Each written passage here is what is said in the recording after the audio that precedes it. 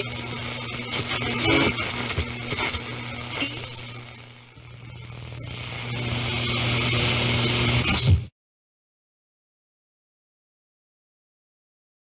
CHRONO INFUNDIBULum at 33 1/3. Well, it's another rainy night here in Seattle, Washington. I'm on Capitol Hill and currently looking off of Capitol Hill to the Space Needle in between a couple of buildings where I used to live. No matter what stores come and go and no matter what happens here, this will always be the hill, and it'll always be my hill. I was struck tonight with the emotion around a turntable that I found in a secondhand store. It worked perfectly, and I listened to Wichita Lineman by Glenn Campbell. The record itself was in the store as well, and it was in pristine condition. And as I listened to it to test the condition of the record player, I found myself transported back to a time when this was really the only way that I heard music, at least recorded music. Every place, every piece of ground has its own energy, its own sort of magnet and sets of magnets and ley lines and energy. And I think what really came to me was the melancholy, the bittersweet, the sadness and the fondness I had for remembering what that was like to play records, to actually be sitting in a room and listening to an album, whether I was drinking coffee, wine, or perhaps a whiskey. The times when I was playing music for my friends, and the forgotten feeling of what it was like to look at their faces, even out of the side of my eyes, to see their reactions to certain pieces of music, and perhaps even certain lyrics. I have always found it to be very easy to express what I feel through the lyrics of music. What I didn't know is that most people don't pay attention to lyrics. And so when songs get revived or you share what a song says, I've heard this over and over throughout my life. I've heard that song 1,000,000 times. I didn't know that's what they were saying. Tonight, as I encountered some of the emotion around remembering what it felt like, what it tactically felt like, to have a piece of vinyl turning on a table while I stand on Capitol Hill, I realized that any recollection I would have had in any other place would not have really brought me back to those moments. And I say back, but it's not really back. What it is a portal. And through the portal, what you see is everything you've experienced.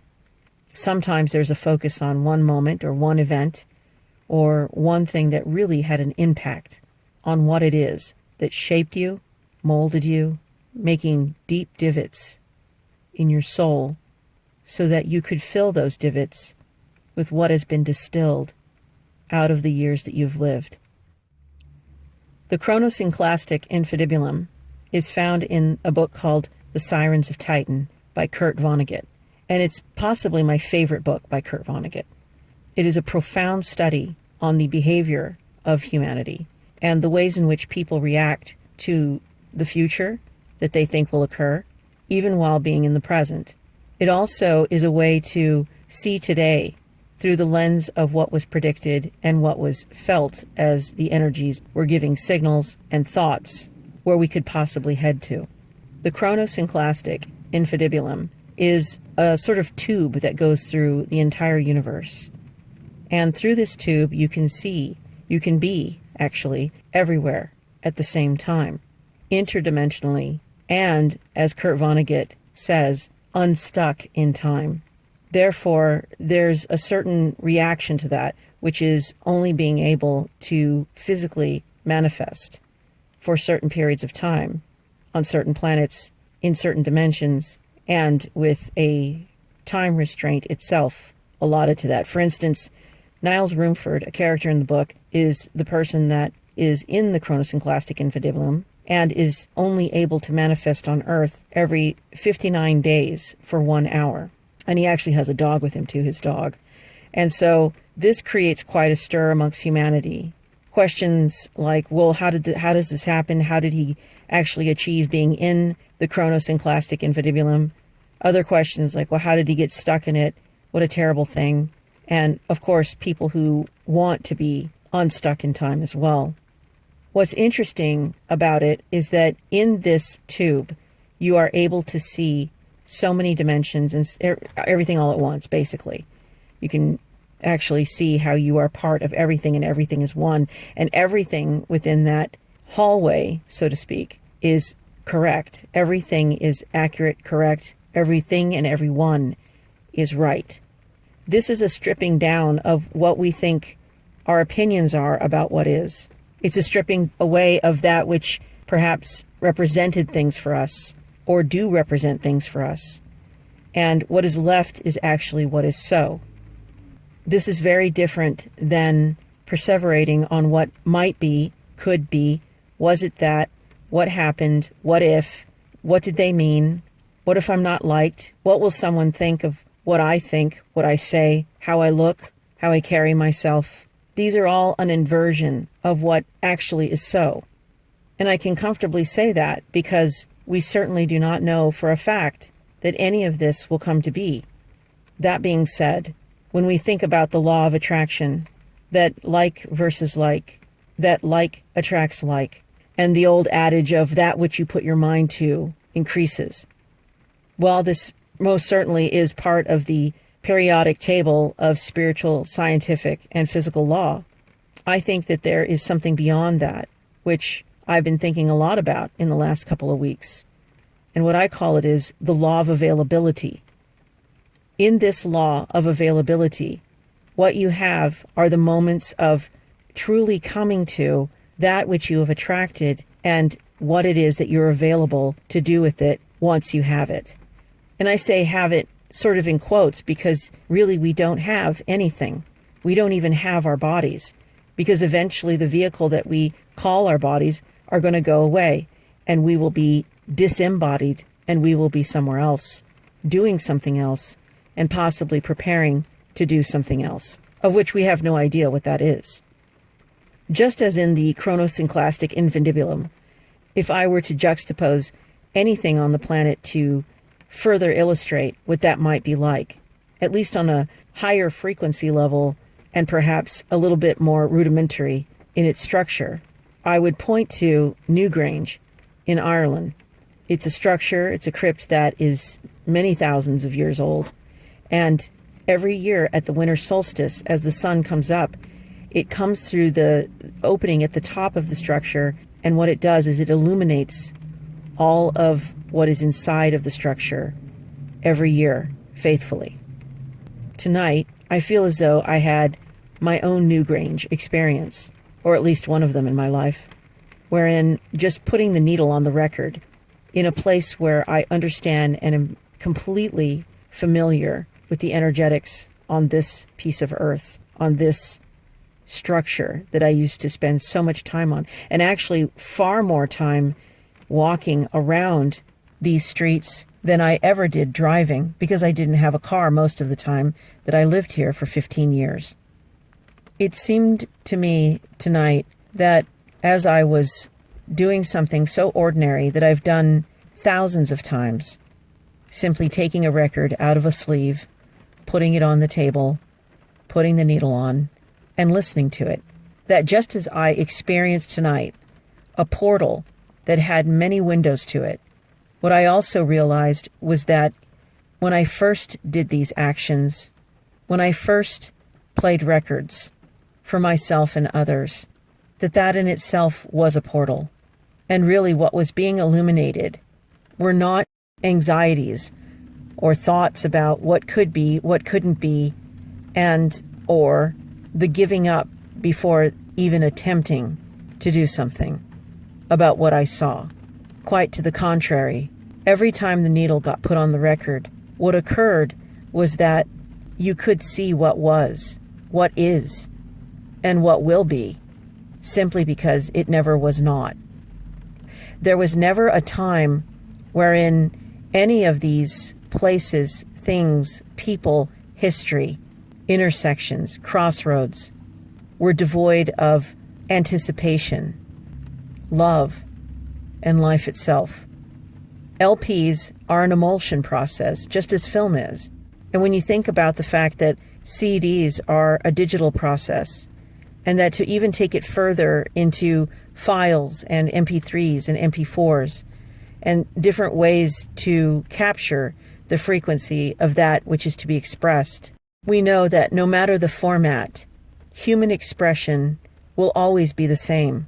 It will always be the structure through which the light and the care and the love of music, of sound, and of course of our voices comes through, like a portal with many windows, like Newgrange, like the CHRONO infundibulum, to create the only new thing that there is to create, and that is what we do with it.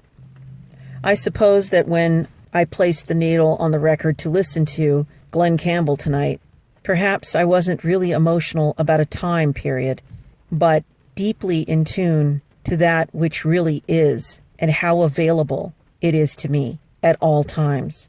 With all of the talk over the last several decades in New Age, religion, churches and such, of how to attain, how to get, how to be a certain way in order to have a certain thing, it is profoundly emotional, relieving, and joyous to actually see that here in Second Renaissance, what we have is the rebirth of the human being, not of that which dictates what the human being must become.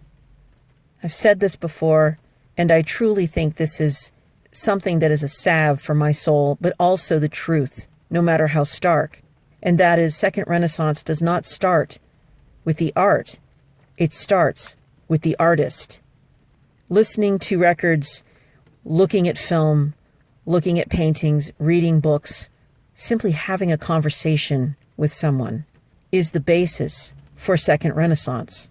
Because no matter how much we place ourselves in the spectator arena, it will soon become deeply undeniable that our viewpoint does not come from simply the spectator, but through the proof of being able to receive the information of the artist, we find our responsibility to contribute because we ourselves are all artists. As the speed of the LP turns, whether it's a 33, a 45, or if you really do have this capability, a 78, the sound is always the same. It's simply the cycle, the size of the wax, that will determine at what speed it must turn in order for it to make sense. Some of our cycles are shorter, smaller, more compact. Some are longer. Some are 12 inches, where an entire song is spread out so that there's time to unpack the sounds, the words, the reverberations, and the sonar that is involved to create an enormous picture in audio. As the wheels of history turn, so do the cycles of our lives, and so do the LPs, 45s, and sometimes 78s, revolve still. And in this world of digital creation, and perhaps the growing rarity of an emulsion process taking place, perhaps it's time to look at that and see that none of that is needed, that it is all there and available for us to enjoy and to partake in as we create the art that we are here to create, as we are the art that we have created. As I get older, I realize there is a dynamic range in my voice, and there is also a dynamic range in my ability to receive. And I must actually consider that perhaps the dynamic range that I have to express with is simply due to my growing availability to that which is dynamic in the world.